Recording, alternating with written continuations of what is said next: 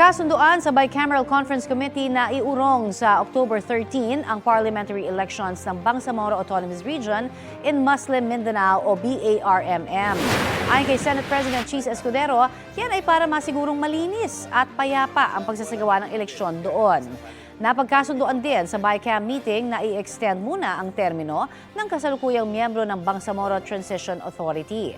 Hindi naman lumagda sa BICAM report si House Deputy Minority Leader Mujib Hataman na kinatawan ng basilan na bahagi ng BARMM. Anya, kung gusto raw ng kapayapaan, dapat hayaan ang mga taga-Bangsamoro na pumili ng kanilang mga leader sa eleksyon sa Mayo. Para maging ganap na batas, kailangan munang pagdibayin ng plenaryo ng Senado at Kamara ang BICAM report at mapirmahan ni Pangulong Bongbong Marcos. Sabi naman ni COMELEC Chair George Erwin Garcia, handa sila at naiintindihan daw nila ang intensyon ng panukalang ipagpaliban ang BARMM elections.